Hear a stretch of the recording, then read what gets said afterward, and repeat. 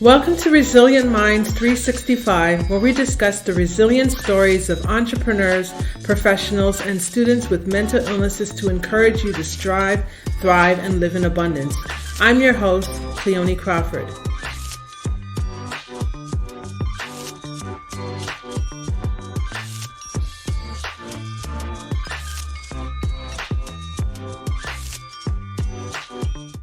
Welcome back to another episode of Resilient Minds 365, where we discuss the resilient stories of entrepreneurs, professionals, and students with mental illnesses to encourage you to strive, thrive, and live in abundance. I'm your host, Cleone Crawford. Well, guys, we're back and we have a wonderful guest with us today. Today, our guest, her name is Epiphany Jordan. I love the name Epiphany. Totally. Thank you. You're welcome. You're welcome. So who is Epiphany Jordan? Well, Epiphany Jordan, MPH, CPH, is on a mission to rebrand human touch. Prior to the pandemic, she ran the Austin, Texas-based hands-on touch business, Karuna Sessions, a ritual of human connection that provided immersive touch therapy. She is the author of Somebody Hold Me, the Single Person's Guide to Nurturing Human Touch, and spoke about using human touch to solve loneliness at South by Southwest. During the pandemic, she returned to school at the University of South Florida, where she received her master's in public health in 2023. She also studied public health, social marketing, and became certified as a health and wellness coach. When she applied for her graduate school, she said in her statement of purpose that she wanted to rebrand human touch and did a research project around that concept for one of her classes. Her professional aspiration is to start a conversation about how our current ideas around human touch are leaving many people lonely and isolated, and how we could shift our thinking to make it more accessible and inclusive. So with that said, I now present to you Epiphany Jordan. Epiphany, how are you doing today? I'm great. Thank you so much for having me, Cleone. I really appreciate it, and I'm looking forward to our conversation. Wonderful, wonderful. So I'm really intrigued about your thesis, your business, what you do, how you got started. Tell me a bit more about this personal touch brand that you have. I'm interested. Oh, rebranding human touch. So a brand is it's a marketing term, but it's really about how somebody views their own business, their own brand, but it's also about how consumers view it as well. And when my teacher came to me and she's like, okay, you said you want to rebrand human touch, so let's do that. So she had me look at a bunch of different branding frameworks, and what I decided on working on was around storytelling and brand archetypes. And so I did a bunch of qualitative research. I interviewed 8 single heterosexual middle-aged women about their own experiences and perceptions of touch, both personally and how we as a culture view it. And what I did was I created 3 different stories that gave different ideas about how people could get their touch needs met, to kind of see what resonated with them and what they liked. And from there, I was able to kind of distill it down into there's 3 current archetypal ways of how we view touch. And then I looked at 4 different brand archetypes of how we might be able to shift our thinking to think about it so that more people could get it. Cool. So what you do right now as a profession, I guess you are a touch therapist? I'm not at the moment. I stopped doing it during the pandemic because, we were very up close and personal with people. The way that the business worked, it was a lot of people would say that we were professional cuddlers, but it was a little bit different than that because it was always done with two people. So you would come in and we would bless you and wash your feet and ask you to meditate, and then change into kind of ritual garments, and we would talk about boundaries and what you did or didn't want, and then we would ask the person to lay on the bed, and the two of us would do very light platonic touch on them. A lot of people were like, wow, I've never had anybody touch me like this. And the idea is to feel really safe because it's not going anywhere sexual. So you can just relax into this idea of being cared for through touch. And after we did the light touch on them, we would have the client lay on their side and we would hold them in between us. And it kind of mimicked the feeling of being held by your mother as an infant, because,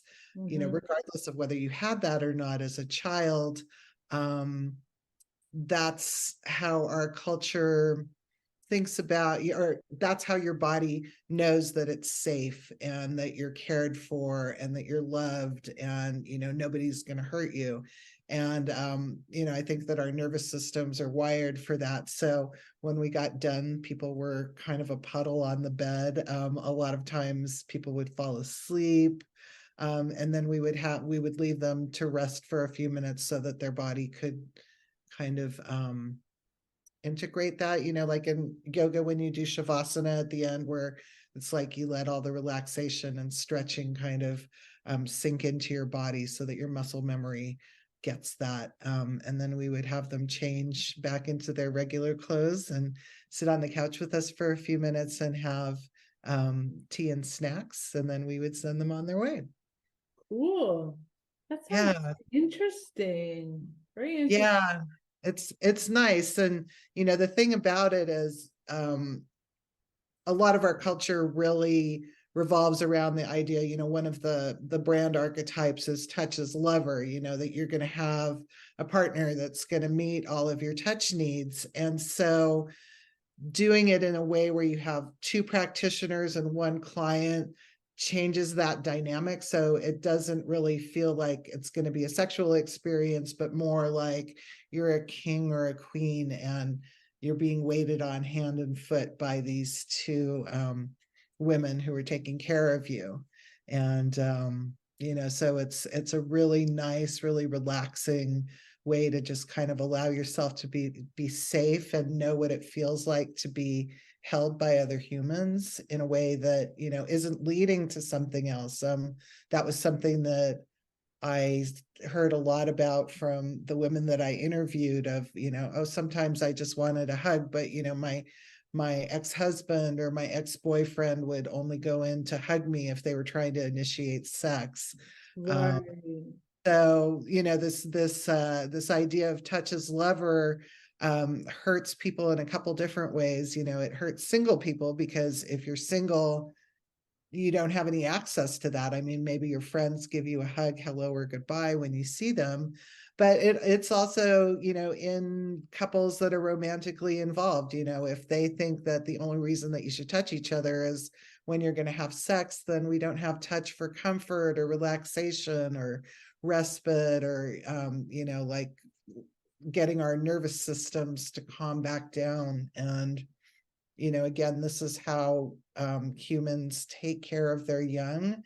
And it's also the way that, we started our species, or, even up to about 100 years ago, right? It's like you live in Canada. If you had lived there before the advent of electricity, your entire family would have been sleeping in one bed together to keep from freezing to death in the winter.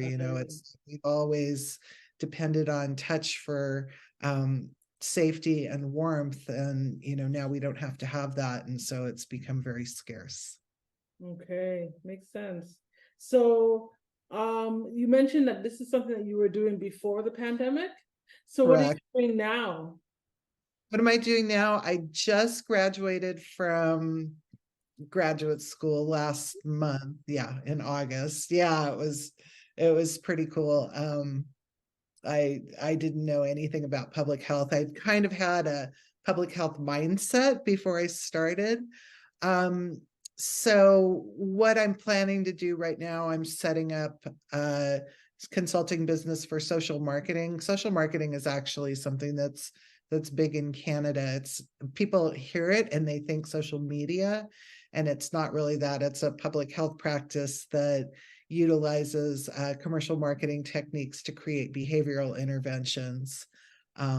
So like the project I'm working on at the moment is around getting people living with HIV to sign up for a study to help them quit smoking. Hmm. Yeah, so it's like I segmented the market to try and figure out what group of people would be most likely to sign up, and then I've been interviewing them. A lot of times with public health initiatives, you have a bunch of people sitting in a room going, oh, I think we should tell them this and this and this, and then when when nobody does what they want them to, they're like, well, why not? And it's like, well, you didn't talk to the people that you were trying to help and find out what's important to them. What are their barriers? It's like, everybody knows that they shouldn't smoke, that they should quit smoking, but it's complicated, right? It's like Right. people smoke for a lot of different reasons, and if quitting was easy, then everybody would quit. So I'm going to be doing more of that, and then working on getting this idea about rebranding Human Touch out into the world, and trying to help people figure out ways to get more touch in their lives, because there's definitely a lot of touch-starved people out there. Yeah, that's really cool. Like I really like that, where you're able to give that human touch to people, because where it doesn't lead to sex, because Right. so many people are just longing just for that physical touch, because like I know it's very therapeutic. So yeah, Yeah. yeah, it's very cool. Very cool. I really like that. I really like that. All right. Thanks. So with that said, we're gonna move into the mental health piece of this interview. Okay, that sounds great. All right. So my question is, what is your mental health diagnosis and when were you diagnosed? Hmm. I think I was probably diagnosed with depression when I was a teenager. Mhm. I struggled with it for most of my life. I don't, I think I managed to heal it in a pretty unusual way, but yeah, I mean, it was pretty rough for quite a while. Okay. All right. And my next question is, so tell us about your mental health story of resilience. What did you have to go through? How did you overcome? And just to walk us through that chronological period of how you were able to be resilient despite your illness of depression from your Okay. teenage.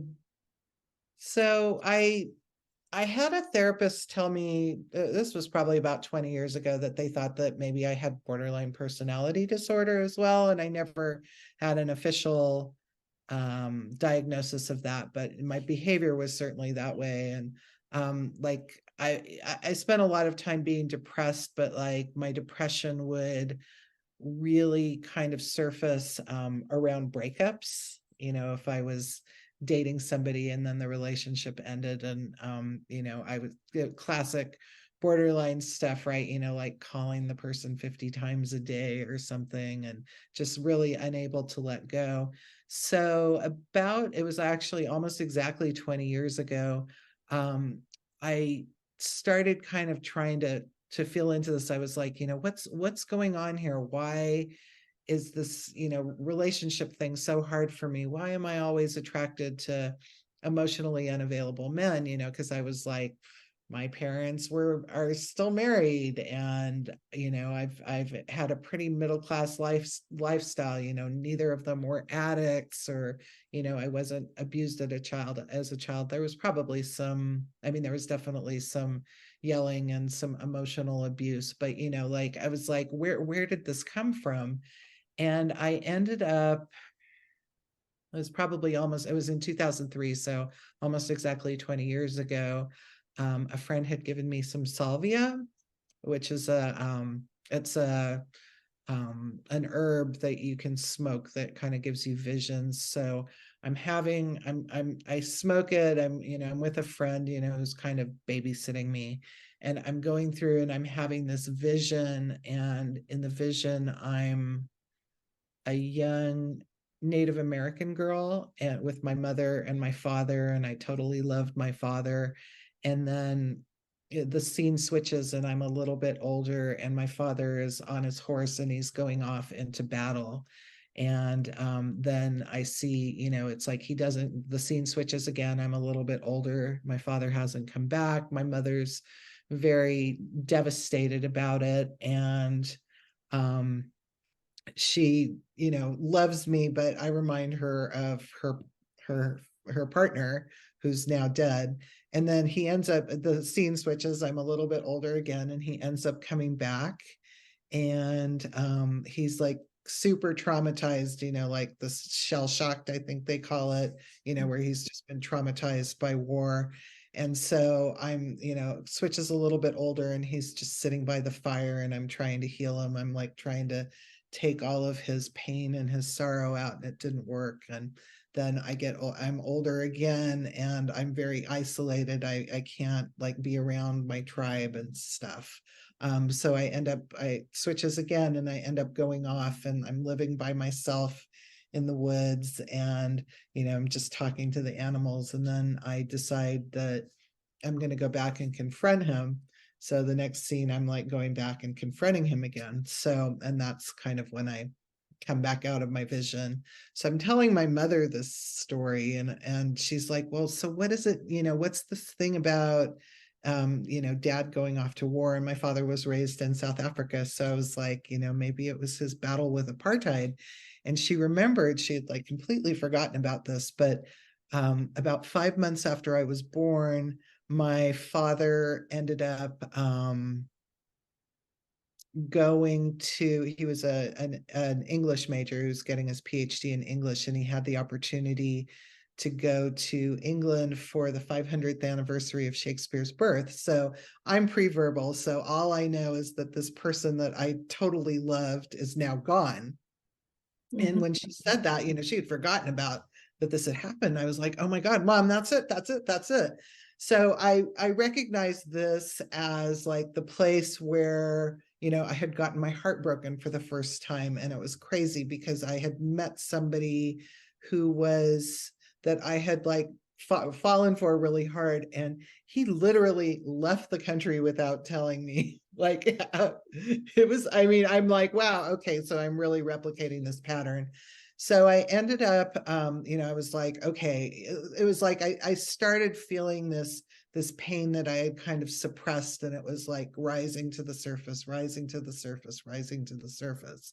And so I asked a friend of mine who was a priestess to do a shamanic soul retrieval, which is where the priestess kind of stays connected to you, and then they go into the underworld to, get whatever part of your soul is back. So she had, like when my father had left in her vision, he had taken a piece of my heart. So she comes back and like puts this piece of my heart back in me. So I'm like, oh, okay, well, this is now I'm healed. So it's like, no, okay, all of a sudden there's like more of my heart to be hurting, right? And so a couple days later, I was getting a massage from somebody that I knew who was a really incredible massage therapist. And he literally just kind of held me while I was able to let go of that pain. And it was so transformational. I had friends coming up to me and they're like, what's going on with you? You seem different. You're very, and I felt like I was able to be more whole and be in the present moment. And a few months after that, I actually ended up dating a man that I married. And so it really shifted things around for me. And I've definitely had I've been through some painful experiences, and I've had sadness and grief and loss, but I don't think I've ever been 100% fully depressed since I did that work, and that's been about 20 years. So it's been nice. That's good. That's good. That's good. So what did you have to do to overcome or bounce back from your low points? List all the resources. I know you did talk about the meeting with the priestess. That Yeah. helped you a lot. Was there anything else that helped you to balance? Yeah. One of the things that I've done a lot of over the past 10 years is microdosing. I've done it on and off, microdosing LSD or psilocybin. It's when you take a very tiny perceptual amount, so you're not taking it to get high. So you take like you don't even feel altered, but you do it like once every 3 days for a few months, and it's really kind of helped my brain to just kind of tweak around a little bit to be more even keel. It's like there's a lot of things I don't take personally so much anymore. I'm generally just kind of in a good mood and happy most of the time. I maybe it helped me when I was feeling depressed, but I didn't really start doing it until after I had been through my heavy depression. But I will say that I've known a lot of people who've tried it, who have been dealing with some pretty heavy duty depression, who've said that it just makes the hugest difference for them.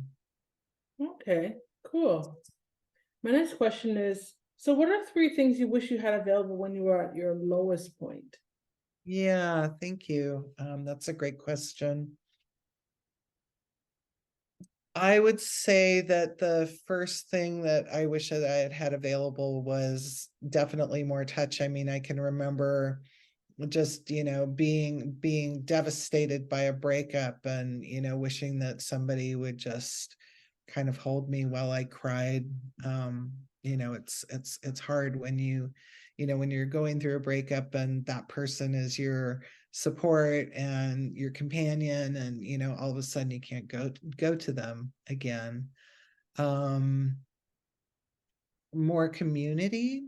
Mm-hmm. I would say, like, for me, like, I have a very strange family and family story, and I grew up in a very, like, very nuclear family. It was me and my brother and my parents. My father had hundreds of relatives in South Africa that I didn't know, so I didn't know any of my aunts and uncles. And then my mother was was an only child, so she had some aunts and uncles who lived in Los Angeles, but like my grandparents left the country when I was about 7 years old, so I didn't have extended family. I didn't have a weird aunt, like I'm a weird aunt right now for my niece. And it was like, I wish that I had had somebody like that around me, who could give me advice and, be like, hey, this is, you're going to make it through, and, you got to take a longer view or whatever. Um, and then I really wish that I had had more of a practice, or, somebody to kind of get me out and move my body a little bit more, because I think that trauma really tends to settle in when you don't move around a lot. It Right. makes it, I think it makes it a lot easier to process things. It doesn't solve it or heal it or resolve it 100%, but just to, I mean, even to put you more in your body so that you can feel more to get rid of it. Okay, cool. And so what words of hope can you give to our listeners? What would you tell someone that's been where you've been? I would say that if possible, the best thing to do is to try and take a long view, which I know is a really hard thing when you're depressed, because it's like all your problems are right here, right? Mm-hmm. Um, but I've definitely been through periods of depression or stress, going through bad experiences, and it's like, or having a disagreement with somebody that's hurtful that you take personally. To be able to go, is this going to matter a week from now? Is this going to matter a month from now? Is this going to matter a year from now? Is this going to matter 5 years from now? So I think it's somewhat stoic, or trying. Something that also has been really helpful for me a lot is trying to open kind of a visualization meditation connection with like an older self, like somebody who's 10 or 20 years, 30 years older than me, who's older and wiser, who can kind of give me advice from the future. I think can be really helpful, because sometimes you get really surprising answers, and and also to try and, instead of like trying to depress or suppress things, to try and be open to learning whatever it is that it has to teach you. I believe that sometimes, if we're lucky, that our wounds can become our medicine and also our gift that we have to offer the world. Yes, I like that. Our wounds can be our medicine and gift that we have to offer the world. I like that. I like Yeah. that. Thank Definitely, you. definitely. So now we're going to take a little switch in the interview. Okay. This part is about music therapy. As you can see behind me, there is a book that says The Music of My Life. And it's about my journey with bipolar and music therapy. So my question to you is, what type of music do you like?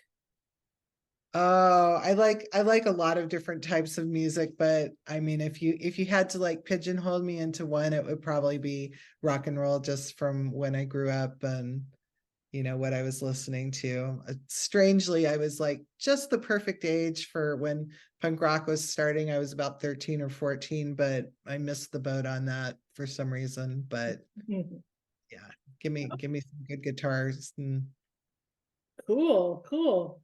Okay. So if you were to think of a song that best describes your journey, what would it be and why? hmm. Well, I think the answer that I gave you, I did a cheat and went for a whole album instead of just a single song. That album was Healing by Todd Rundgren, because it's kind of a concept album that goes through different phases of healing and feeling bad. Um, Boy, if I had to pick a single song, probably the Jeff Buckley version of Hallelujah by Leonard Cohen. Hmm. It's so beautiful and vulnerable, and I just, his voice and the lyrics, and it's a really incredible piece of music. It's actually, I went through a trauma around sound, and that was the album, the Jeff Buckley album, Grace. That was like kind of the first piece of music that I was able to listen to again, because for a long time I couldn't, I was like, I didn't want any sort of sound because it had been so painful for me. So Right. Okay. yeah. Really cool, different selections. That's really cool. And those selections, would you consider them rock and roll? Yeah, both of them for sure. Okay, cool, cool. So my last question for you is, how can we stay in touch with you? What are your social media handles? Okay. Hang on, I have to think about it for a second. On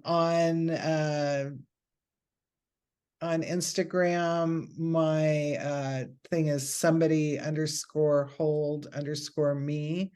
And I haven't been posting very much, but I post different thoughts that I have around the concept of human touch. I mean, it's such a big topic, and there's so many different factors to it that people don't often think about.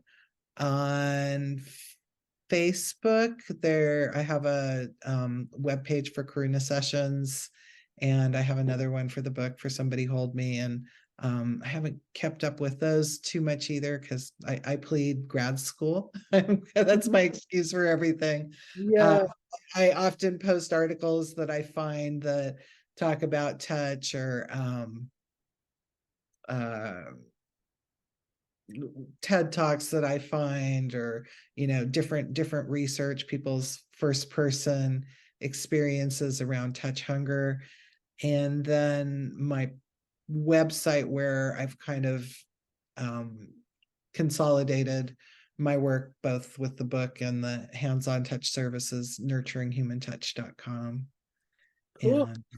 And people, if they're interested in the book, they can find it. It's on Amazon and Audible. And what's the big bookstore that y'all have up in Canada? Indigo or Mm, Barnes and Noble.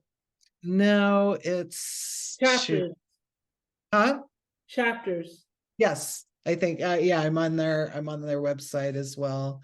Okay. So yeah, I can be found most places with that. So Cool. I love it. Well, Epiphany, it's been a great having you and you sharing your story. And I really thought that learning about touch therapy was definitely very interesting.